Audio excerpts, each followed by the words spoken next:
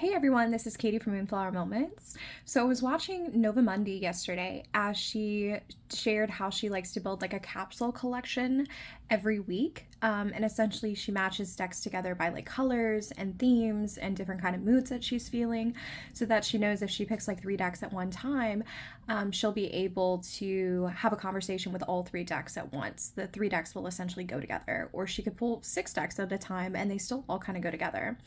And I thought that was a really interesting idea. I don't exactly align with that particular practice, but she said something along the lines of how she tries to include like 1 intuitive deck per week in her like capsule collection. And that really made me sit down and think about what my weekly basket looks like. So my weekly basket is not aesthetically pleasing in the sense of like colors, but I do have pretty strict rules about I want to have like this many of this types of decks, and I want to have this many of this types of decks. And I think it's just a really cool thing how we sort through our practice week by week and what that can teach us about our practice overall. So I thought that I would take the decks that are currently on my side table. I have 12 of them. And that is a little bit much. Usually I try to limit myself to like 8 or 10 and kind of walk you through what I think about my practice based off this sampling of decks that I have and some of the rules that I keep week by week when I'm picking out decks.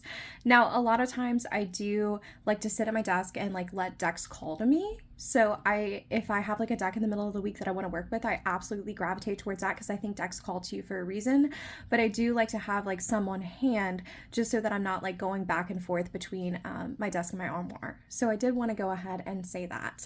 So this is essentially like my rules for creating like a weekly deck basket. So I'm going to start with the ones that I have over to the side.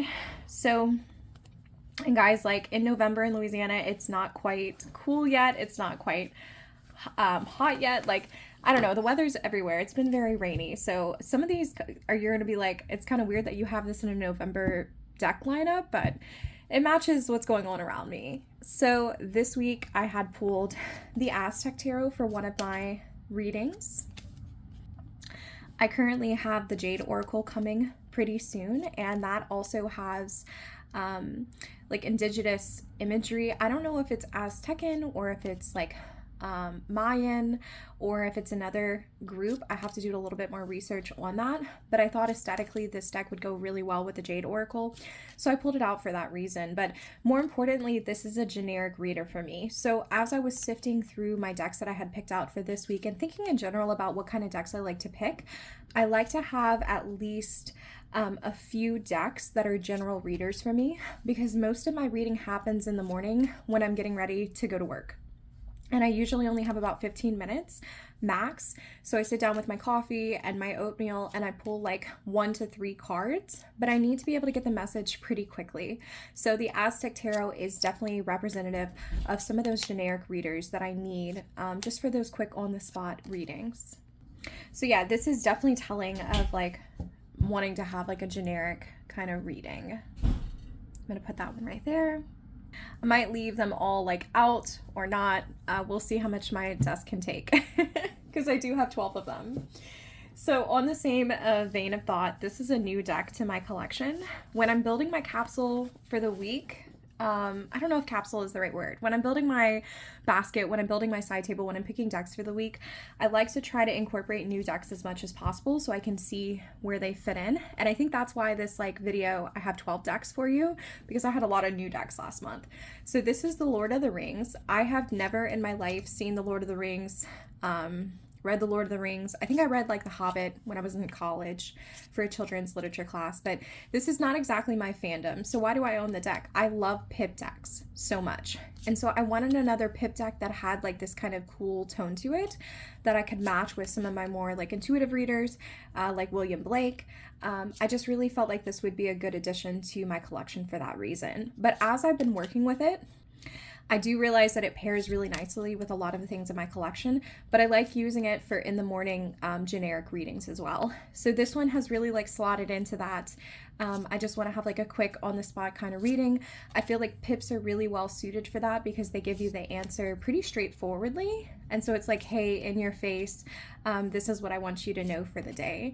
So I think that this is another example of just wanting to have some general cards and decks on hand. while I'm reading. You're gonna see that's a pretty big part of like what I pick.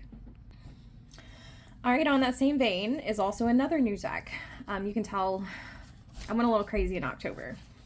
October was a busy deck buying month for me. So I have this one. Now let's go ahead and put this here. And this is my Ink Intuition. At least I'm 90% sure that's what it's called. I'll leave a link in the description box below. So I bought this on the same day that I bought the Lord of the Rings Tarot. And once again, I just wanted something with like some tan colors that was pippish. But this deck I had wanted for probably about 3 years now. And I actually didn't get it because I felt like I have a lot of generic readers. Like that's something that I really like, is just quick, simple, easy readings for like the morning. So I felt like my deck collection was kind of overpopulated by that. And so I didn't want to add anything more to it. But this is slotted in really nicely. I used this for readings about 3 times last week, just in the middle of the week to get something quick and easy. And I'm enjoying it for that purpose. I do think because it's pips, I will probably pair it with some more intuitive decks like I showed in my How I Use Pip Decks video. I'll leave a link in the description box below to that one. But for the most part, we're still getting to know each other. I'm just gonna, blanketly call it a generic reader for this moment. And I kind of like how all these colors they're having a conversation with these tans here. All right, so usually this would be like the max amount of generic readers. I probably actually only would pick like 2, but the main point of that is that my collection has to have at least like 1 or 2 available to me per week. But I also picked, this is a deck that was calling to me last week. This is the Neopets Tarot. I think I'm like the only YouTuber that talks about this deck as much as I do. I have never seen this on anyone else's channel other than like Krista's, and I think she has like the indie copy of it. But yeah, what can I say? It makes me happy. It brightens my day. It's a really strangely accurate reader. So I use this for some generic readings as well. So this is the Neopets Tarot. Super cute. I love this deck. I mean, look at that. That just makes me happy. All right, so that would be like 4 out of 12. So that would be like my generic little section. I also like to have a sort of like oracle or like a spread deck available to use, because sometimes in the morning, like I have a little bit of extra time. So instead of 15 minutes, I have maybe 35. I was about to say 45, but that's completely unrealistic. I never wake up that early. So I do like to have like a deck similar to like the spread deck. And I'll move all this over here so that we can get back into the middle in just a little bit. So this is the spread deck by Holly Nelson, and I like how concise these keywords are. I feel like sometimes in the morning, especially before I drink my coffee, I need to remember what the spreads are. Like I have a problem when I pull cards and I don't remember the spread positions.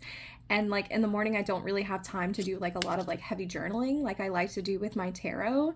So I'm pretty much like living on a prayer in terms of, will I remember what the spreads that I pulled were? And it could just be like 3 keywords, but I mean, you know, I gotta offer myself forgiveness. I do definitely function off of caffeine in the morning. So I feel like this is such a nifty little tool because it has like these keywords right around. Now this is the Shadow Work edition. I do have the regular edition, which is a little bit less like in your face. Like maybe people don't want to read about their fears at, 6 o'clock in the morning. I can definitely respect that. So I switch between this one and the regular edition quite frequently, but I like having this out and available for me. Actually, as a matter of fact, I'm really surprised by how long I went in my tarot journey without some kind of tool like this, because I think when you hit a point of quote unquote like tarot burnout, it helps to have a deck where you can like still shuffle and you can still participate within the craft and within the activity, but you don't have to be the one picking the keywords. Like the deck will pick them for you. And I really like that. So because I am a teacher, I do suffer a lot of like decision fatigue. So it especially helps having me pull these cards, and then like if I pull reasons and your deep knowledge and minor transformation, like I could probably rearrange them to where it's reasons, minor transformation, and then your deep knowledge here. And look, there we go. There's a spread. So it definitely helps with my decision fatigue. So this was the spread deck, the Shadow Work edition by Holly Nelson. Okay, so these are kind of like my generic things. So I'm going to move them off the table because we're getting very crowded over here. So let's move them and let's hope nothing falls. I hate pausing a video in the middle because like stuff falls to the ground, but it happens all the time. A bit of a klutz. Alrighty. So now that we've got that out of the way, that I like to have like a good amount of decks for like generic readings, I also like to have decks that fit like the kind of seasonal moods. But I find that I don't want this all the time.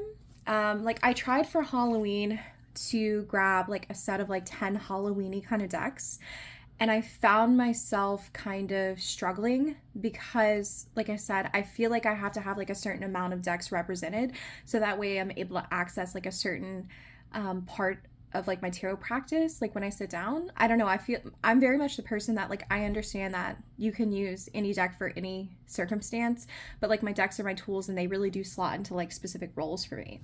So I do like to have like a couple of decks that really match the seasonal energy for me. And so this week, or rather last week, I had picked the Influence of Angels Tarot. And we like this deck so much. This deck and I are having a great time.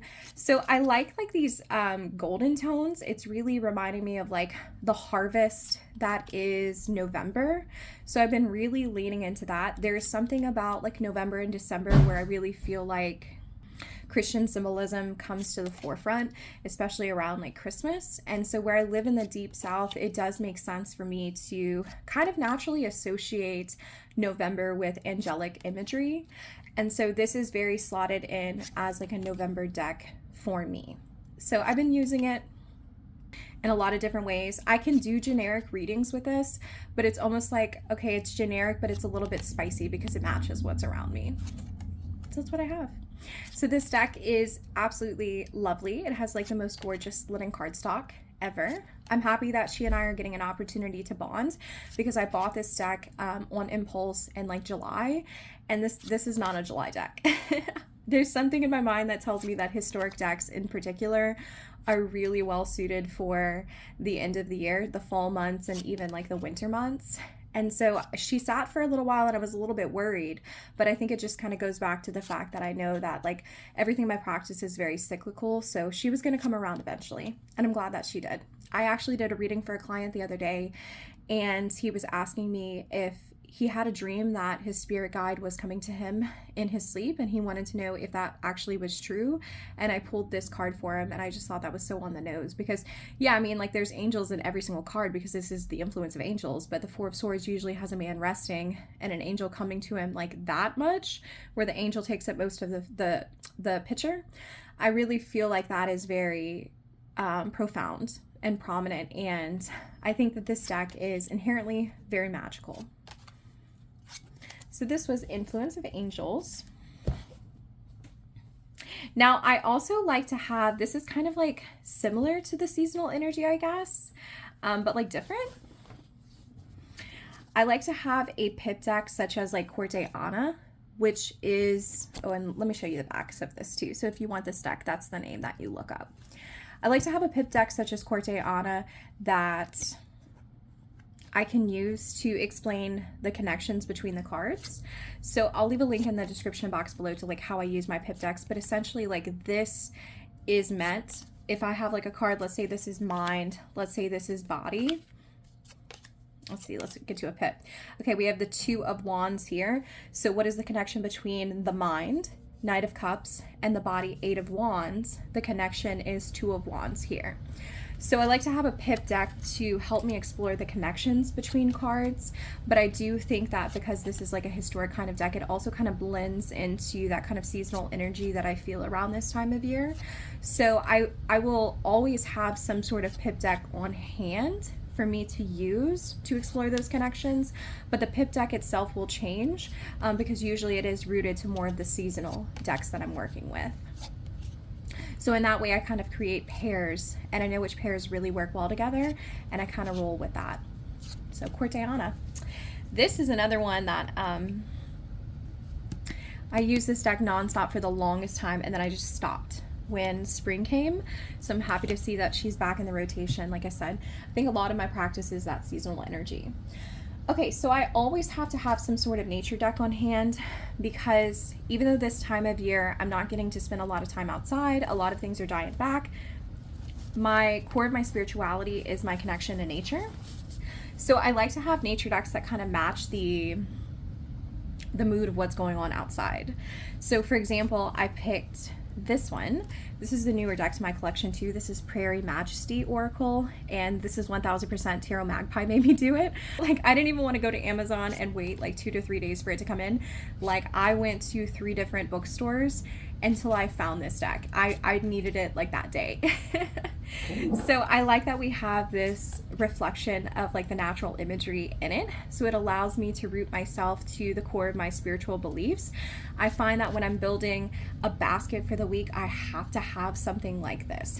Even if it's just like 1 or 2 decks that roots me into nature, it is quintessential for me to have that.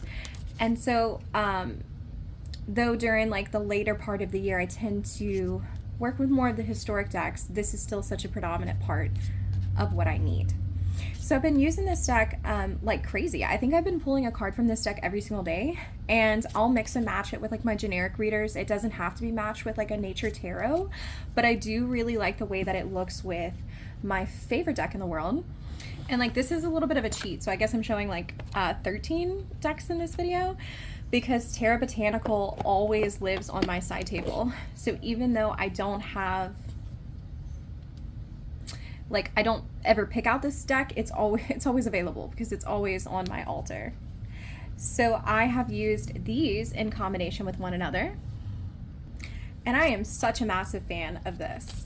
I like to use Tarot Botanical Tarot over here a lot during the fall and then the winter months, because I still want that connection to nature, but because this is black and white, it almost feels like, to me, I'm kind of interacting with the ideals of nature and the concepts of nature rather than nature itself.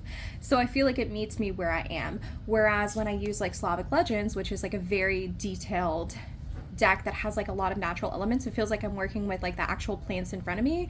This is like, what can I learn from the teachings of the plants and the greater archetypes of the plants.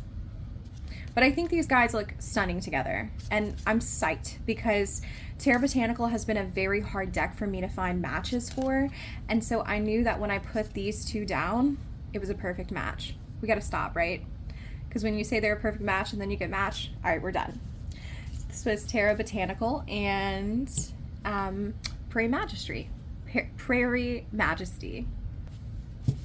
Okay, so I will leave these out because I do have, I think I have about 4 decks when we include Tarot Botanical too, that kind of represent that natural element, so I'll just keep them all out on the table at once. I know I'm off screen, but I got a teeny little filming table. Okay, so next is very exciting. This is also a new deck to my collection. I truly could have done like a deck haul at this point because October and November were kind of crazy. I definitely have to slow down.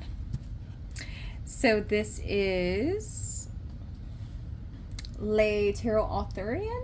Yeah, so the Arthurian Tarot, the French edition. I couldn't wait. I had to have it. So though this is not explicitly a nature deck, I do think that it has a lot of natural imagery. So I've been using this in conjunction with my Prairie Majesty. I have such a hard time saying that. Prairie Majesty, as well as my Tarot Botanical, I've been kind of mixing and matching. And I know aesthetically they don't look phenomenal together, but they still are bringing in some of those themes that I want. Because I think right now, like, I still want the opportunity to look into like this flower that she has, how this flower is kind of like spilling over. And if I'm correct, I'm pretty sure this is like the Page of Pentacles. So I think that's beautiful that like she might notice she might see the world and it wouldn't just be static. She would see everything kind of spilling over and everything in like high detail because she's so in tune with the world in a way that is like fresh and very natural. I still want to have access to like these touches of this natural imagery, even if I'm not outside in the garden and gardening every day. So I think that this deck is perfectly aligned with like keeping me in touch with that nature practice, but still allowing me to say, okay, I can't be like Slavic legends in the plants, they because like the plants aren't there, like the plants have mostly died from the heat. But once again, it helps me to work with the archetypes of what the plants could be. Like even this right here, like this tree that's in the background, you can see that this is fresh green growth. So even though this is the Three of Swords and she is crying and she is suffering and she is grieving, there still is like this green growth that's coming here. So what can we learn from that experience that wrecked us essentially? Because there's opportunities for us to see new things now that our perspective has been shattered. So she and I get along great. I used this for client readings last Tuesday on my Instagram. I try to do Tarot Tuesdays at least 2 to 3 times a month where I give free readings for my Instagram people. So I'll leave a link in the description box below. And I think that this read very well for its first little trial run. So that would be the Arthurian Tarot. Here we go, and we'll flip to this. Okay, and then on a similar vein, I also have one more nature deck. Like I said, I like to have options. So like, I know that most of this stuff does not look good together, but hey, it's handy. You know, it's like I have a very well organized toolbox, very diverse toolbox. So I have Greenwitch. I did edge this terribly. I edged it terribly. So we won't talk about that. But the Greenwitch is one of my favorite decks of all time. And I think that it very closely could be in competition with the Arthurian Tarot. So I think that I'm gonna like reserve the Greenwitch more for personal readings for myself, because this was in my top 10 favorite decks video. I'll post a link in the description box below to that. I think it placed like number 5. So this is a very cherished deck in my collection. So I think I might reserve this one for myself and keep the Arthurian Tarot for other people like clients, because this was a really good client reader. So that way I can have them like sit within 2 separate spaces. But everything that I said about the Arthurian Tarot, if I said it again here, it would just be repetition. You know, it's not like a animal and plant deck only. It has humans. So even though it's called the Greenwitch Tarot, like its focus isn't on the nature, it's just nature is very prevalent in it. So I can choose when I pull the 3 of Pentacles to focus on this beautiful egret, which is my husband's favorite bird. And I'm thinking about getting a tattoo of the egret. Hell, maybe I'll just bring this guy in to my tattoo artist. He's so cute. I could focus in on him and how, you know, he's developed his craft by waiting in the water for so long to grab this fish, because they will wait like 10-15 minutes, even longer, like 45 minutes in complete stillness to grab that fish. So I could bring that in, but it's all optional. So in that way, this could be a generic reader for me as well, which I think could be like very representative of where I am right now. Usually I do have like a lot of intuitive readers in my lineup, but because I'm so busy with school, I think I am gravitating to more of like these simple, quick readings. And I don't think that's representative of my practice overall. I think that's just where I am. But I could focus on like just the quick, skinny reading, or I could think about this squirrel. And even though the squirrel, like this woman feels very overwhelmed, she's trying to climb to the top, but like these sticks are falling. It's very possible that she feels overwhelmed, but she's actually building towards a safer future, just like the squirrel that's bearing the nuts for a safer future of winter. So I haven't done my daily tarot reading, so you might be getting my tarot readings for myself as I'm filming this video, because I should have pulled a card or 2 before. So yeah, so that's a very quintessential part of the weekly collection. I have to have a certain amount of nature decks. Now this over the summer, usually because I'm like in the plants and I'm gardening every day, this part will be overrepresented in the summer. I'll probably have 6 to 7 of these, but this is a core part of it. I have to have some nature decks to work with. And like I tried a couple weeks ago, like I said, just to do like the Halloween, but I don't know, guys, can you think of like a deck that has like Halloween-y kind of themes or darker half of the year themes that still has plants? Like, I really need to find one. I'm kind of thinking there's that deck that it isn't exactly Halloween-y, but it kind of reminds me of like October and November with the tones. That herbal astrology deck, like that might be something that I can get to kind of fill that spot. But the point is that when I tried a few weeks ago with like my Halloween decks to not have any nature decks, like the week fell flat, and I ending up giving up halfway because I know what I need, and I need like a certain amount to be able to really, I think, hit all parts of my practice. So after that, so I think I've shown like 9 decks at this point. Let me recap. I have generic readers, I have the seasonal, I have the nature. Yeah, okay. The next is usually I'll have like 2 to 3 decks that represent certain elements that I'm trying to bring to my life, or something that I'm using tarot to help me work on. So this week, yesterday, my best friend came over and we pulled some tarot cards and we wrote poetry from them. And so I have some decks that I thought would be good for that. And I picked those out because I knew that she was coming. So this is Dream Enchantress. And I'm going to show these decks together, and they're going to look awful together. This is probably going to be the most non-aesthetic match ever, but they worked for what I was trying to use tarot for. And then I also have the Wild Radiance. Here we go. And I pulled her last night. She's so beautiful. Yeah, these decks do not look good together. But like I said, this is like a very essential tool. So what we did, she calls me the sun because I have a sun personality, and she has like a very moony personality. She has a lot of water in her chart. So what we did is we each pulled cards from each of these decks and we wrote poetry with it. And I happen to choose these decks.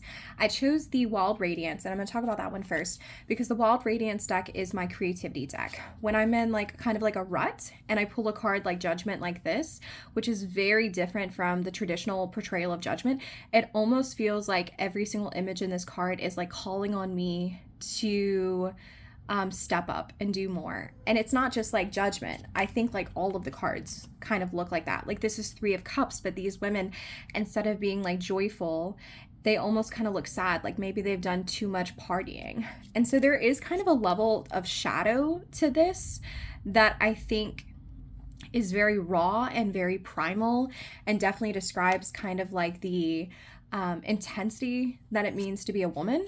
And so I like to use this deck when I'm doing that creative work, because I feel like when I have creativity pouring from me, it feels kind of like raw and kind of hot and kind of primal like this. So this is one of the reasons that I picked this week. So it just goes to kind of show you that within my deck, my weekly deck basket, I have to have decks that really kind of match whatever I'm doing in real life or whatever I'm trying to work on. So that was that one. I also have over here Dream Enchantress, which is one of my absolute favorite decks in the world. Yeah, I definitely think that some of the art was created with like a man's eye.